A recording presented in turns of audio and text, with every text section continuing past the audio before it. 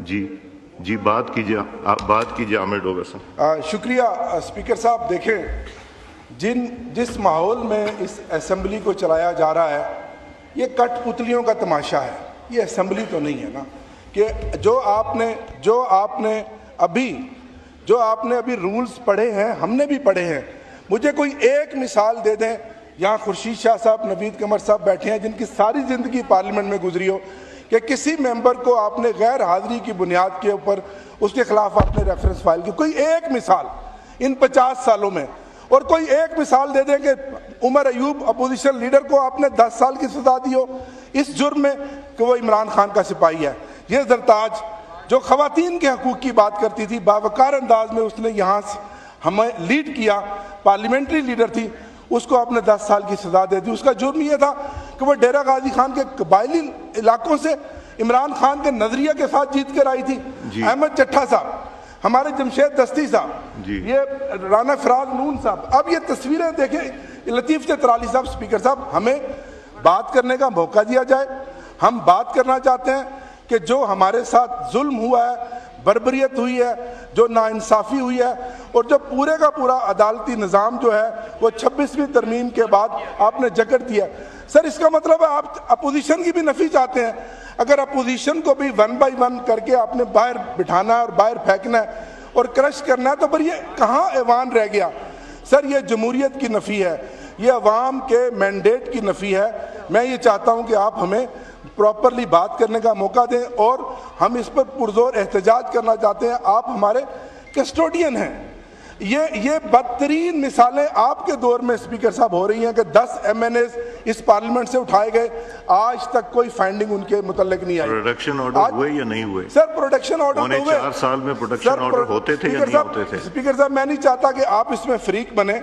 Protection order तो हुए, वो हमारा हक है, हमारा प्रिविलेज है। लेकिन जो जुल्म वो हक 2018 से लेके 2022 तक कहाँ था? स्पीकर साहब, अगर वो तो इसलिए वो ना बात करें, हम बात करते हैं। मैं कानून कायदे के साथ चलना चाहता हूं। हमारे मेंबरान को आपने कहा कि ये पहले कब हुआ?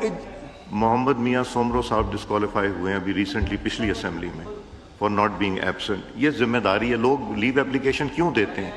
जब आप MNA बनते हैं, आपको रूल्स भी दिए जाते हैं, कॉन्स्टिट्यूशन भी, और आपको मैंने पढ़ के सुना है, वहाँ वर्ड लिखा है द स्पीकर शैल।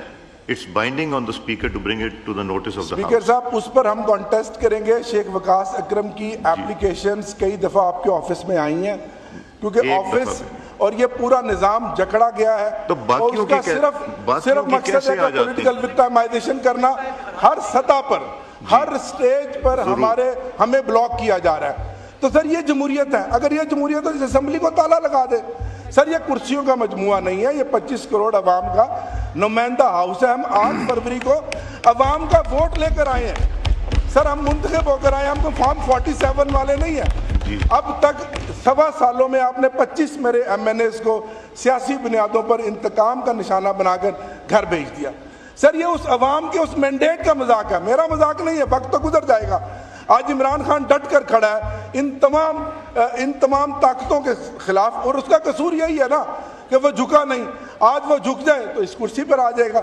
सर, ये कुर्सी भी बेतौकीर हो गई है, ये कुर्सी भी बेतौकीर हो गई है, ये ऐवान भी बेतौकीर हो गया। ये बात सिर्फ मेरी नहीं है, आमिर डोगर की नहीं है, बात इस जमहूरियत की। अगर आपने इस जमहूरियत को इसी तरह चलाना है तो फिर आपकी मर्जी है, फिर ताला लगा दें। आप हमारी आवाज़ नहीं सुनते, आप हमारी आवाज़ दबाएंगे तो दबाने से आवाज़ दब तो जाएगी, ख़त्म नहीं होगी। जुल्म जितना भी बढ़ता है मिट जाता है। स्पीकर साहब, हम अपनी एक लिस्ट बना रहे हैं, हम आपको प्रॉपरली मेंबरान के नाम देंगे, आप हमें बात करने का मौका दें। जी ठीक है। शुक्रिया जनाब स्पीकर। महमूद खान अचक रईस साहब हमारे लिए बड़े मोहतरम भी हैं, बड़े भाई हैं। वो जितनी सख्त भी बात करें, कम से कम मेरे वालदैन की ये तरबियत है कि बड़े को उसी टोन में जवाब नहीं देना। मैं आपके आगे सर तस्लीम खम करूँगा, लेकिन कुछ हक़ाइक़ की दुरुस्तगी है जो मैं करना चाहूँगा। गो आपने बड़ा सख्त बात की है, वो मैं आपसे प्राइवेटली बैठ के करूँगा। मैं बताऊंगा, नहीं, मैं ये बताऊंगा। प्राइवेट बातें नहीं हो सकती, ये तो अब हाउस का हिस्सा है। मैं अर्ज करता हूं सर, मेरी जात के बारे में जो ने कहा है, अच्छा, उस पे मैं उनके साथ रिकॉर्ड से साबित करके बात करता हूं। महमूद खान साहब ने बड़ी अच्छी बात कही, लेकिन सर इस तरह चलेगा नहीं। आज आप कह रहे हैं कि जी ये हुकूमत ठीक नहीं, ये इस तरह हुआ, ये उस तरह हुआ। अप्रैल 2022 में तो आपके अफरीदी साहब आज नहीं है, उनके बकौल आप 99 नामों के नीचे बैठे हैं। अप्रैल 2022 में तो आर्टिकल 95 में जो लिखा है उसके तहत एक रेजोल्यूशन आई थी, और हम लोगों ने विजिटर गैलरी में बैठ के देखा कि जो उस रेजोल्यूशन ऑफ नो कॉन्फिडेंस के साथ किया गया, जिस तरह से 1.5 मिनट में अचकज़ई साहब जब 1.1 मैं कहूँगा 1.5 मिनट के अंदर वो रेजोल्यूशन भी डिसमिस की गई, रिजेक्ट की गई और फिर असम्बली तोड़ दी गई। 25 करोड़ लोगों के नुमाइंदा मुंतखब ऐवान को 1.5 मिनट में घर भेज दिया गया, इसलिए कि आपको वो नो कॉन्फिडेंस मोशन से जान छुड़ाना थी। और फिर सुप्रीम कोर्ट ने, जो कि 26वीं तरमीम से पहले वाली सुप्रीम कोर्ट थी, उसने आपके मुंह पे दे मारा असम्बली को बहाल करके कि नहीं आइन ही बालातर है। सर ये ना कहे कि आपका कुत्ता टॉमी है और हमारा कुत्ता कुत्ता है, ये ना कहे। जो अपना अमल है, जिनके साथ बैठे हैं सर, उसकी तरफ भी नज़र डालिए। मैं फिर दोबारा वापस आता हूँ, मैं नहीं कहता कि ये बातें दुरुस्त है। मैं यही अर्ज़ करता हूँ आप सब से कि मिल बैठ के अब हमने बड़े तहम्मुल से बात। सबसे बड़ी खुरम कमज़ोरी यहाँ पे ये है कि हम लोगों में ना ज़र्फ़ है ना हिम्मत है बात सुनने की। एक आवाज़ नहीं सर, एक आवाज़ नहीं उठी जब तक वो बात करते रहे हैं। I could have raised my hand, मैंने भी बड़े तहम्मुल से सुना। सर किसी सियासी मसलत के तहत पंजाब असम्बली और खैबर पख्तूनख्वा असम्बली तहलील कर दी गई, अभी उनका टेन्योर बाकी था। मामला उन 2 सूबों में इलेक्शंस की बाबत शुरू हुआ। एक कंसेंसस ये बना कि पूरे मुल्क में एक वक्त पे इंतखाबात होने चाहिए।